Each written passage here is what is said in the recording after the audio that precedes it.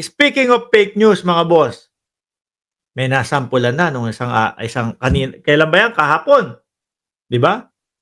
May nasampulan na po mga kababayan at tingin ko meron pa pong mga susunod diyaan, 'no, yung ano pangalan nun, June Abines? Meron pa pong mga susunod diyan mga bossing, eh, bakit? Sandamakmak po yung nagpapakalat sa kanila ng fake news, eh. Sandamakmak po yung nagsasabing, si Pangulong Bongbong Marcos ay gumagamit at kung ano-ano pa ho. Sandamakmak din ho sa kanila yung mga nagbabanta sa ating Pangulo. Oh, tapos ano sasabihin nila, naku, ginigipit, sinisikil ang aming karapatan. Oh, kagaya ho nito, oh, 'di ba? Nakasuhan. Tama ba ako? Oh, 'pag, sabi niya, 'pag siya daw po natepok, ang number one daw po na suspect is si General Torre. Uumpisahan nila ng fake news na naospital daw po ang magiting na general. Uumpisahan nila ng fake news na matetegi na daw po si General Torre, mga bossing. Tapos 'pag pinatulan, iyakan. 'Di ba? Tapos pa-victim effect na ho sila. Sabi niya, "'Pag ako namatay, number one suspect si Torre, kasi si Torre berdugo." Sabi niya gano'n. Si Torre ano 'yan, parang asong ulol daw po. Siya ang tumatrabaho sa kalaban ng bangag na administrasyon. Eh, yung mga isinasampang kaso at kinakasuhan na naman po ni General Torre, mga kababayan, kumbaga kapatol-patol naman din po at meron naman pong mga ebidensya. 'Di ba? Kagaya nung kanya, oh, may ebidensya na nagpakalat siya ng fake news na ang naging resulta po doon sa mga kamag-anakan at mahal sa buhay ni General Torre, eh, na-stress po, nag-alala po.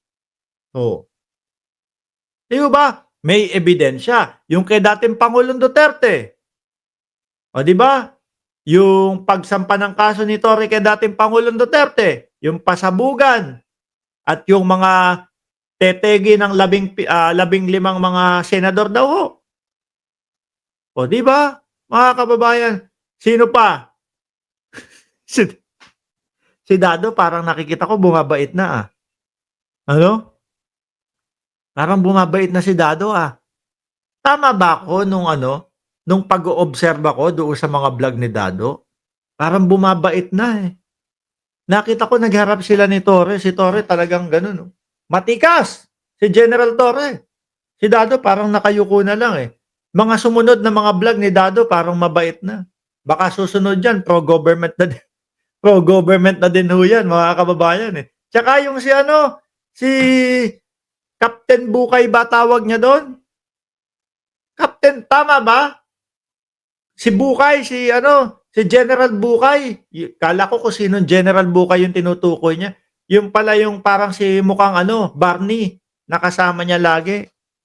Naisip-isip ko, bakit kaya Bukay ang pangalan nito? Hindi ko alam kung ano ibig sabihin ng Bukay, eh. Pero akala ko Captain Bungal kasi kulang ng isang ngipin kulang ng isang ngipin dito si bossing, eh. Oh, 'di ba? Pero kung sakaling yang mga 'yan, eh, sa mga susunod na kabanata, natuto ng leksyon at kumampi sa gobyerno, 'no? Eh, okay okay. Siguro matatanggap din ng taong bayan kaya lang yung tiwala, eh, hindi basta-basta 'yan. 'Di ba? O tuloy natin 'to. Siya ang tumatrabaho sa kalaban ng bangag na administrasyon, patuloy pa din tapos iyakan. "'Pag ako namatay, 'pag ako naging missing, baka itago mo lang yung sarili mo, Baka mamaya magtago ka sa ilalim nung hideout ni Kibuloy tapos sasabihin nung mga kasama ninyo, eh, nawawala po itong ano pangalan nito? Itong si Abines, yung pala siya nagtatagong mag-isa." Gawain din ho kasi ng mga DDS 'yan mga kababayan kaya hindi mawawala na isipin natin na gano'n ho, 'no? Itinago yung sarili kagaya po yung mga vlogger. Nawala po yung aming mga channel, nawala po yung aming mga page. Yung pala sila lang po ang nag-off, sila lang po ang nag-deactivate nung channel nila. O 'di ho ba? Sila ang bumibiktima sa sarili nila. Oh, victim me. Gusto lang madiin si General Torre. No? Pag ako namatay, pag ako naging missing, si Torre ang primary suspect. He is using the whole PNP organization to protect the Bangag administration and to protect his own interest. Lahat po, mga bossing, no? Lahat po, mga bossing, ng kinasuhan po ni General Torre ay meron pong ebidensya at meron pong mga ibig sabihin. Hindi po yan, ito kasuhan ko to kasi kalaban ng administrasyon. Meron pong mga lumabas sa kanilang mga bibig na hindi karapat-dapat po. Mga bossing, dapat nga ang sunod. Ikaw din, ito din. 'Di ba? Siya yung nagpakalat. Isa siya sa nagpakalat na nakaratay sa ospital, si General Torre. Oh, tama po bang gawain yun? Hindi. Oh, 'di ba? Kaya wag kayong iiyak-iyak kapagka nandiyan na kayo, 'pag nasa oblo na kayo o kapagka binigyan na kayo ng aral. 'Di ba, Just Vincent, sabi ni May Perea, "Bukay is puti." Tiyan maputi ang nakikita ko dun kay Bukay, 'no? Eh, yung si Bukay parang nakikita ko isang ngipin wala dito kaya naisip ko, hindi kaya yung Bukay na sinasabi, bungal? Ba't uso bungal diyan sa DDS? Meron 2x2.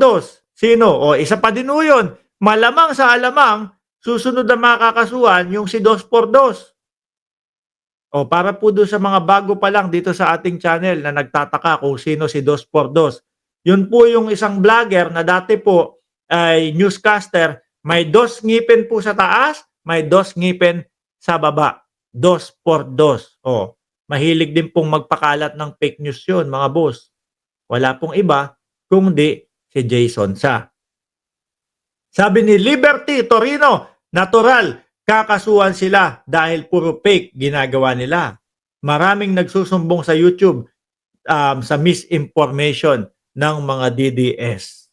Correct. O eto, mga bossing, pakinggan nyo po yung iyakan, ha? O, pakinggan nyo po yung nag-uumiyak. Pinatulan eh. Pera, Eto na. Pakinggan nyo. Torre, mukha kang pera, demonyo ka. Ay, loko. Galit ano? Kriminal ka. Uy, Utang ina mo, Torre. uy, wow. Iya ka, mainit ulo. Kasi naman kayo, hindi nyo tiniktikan eh. Yung mga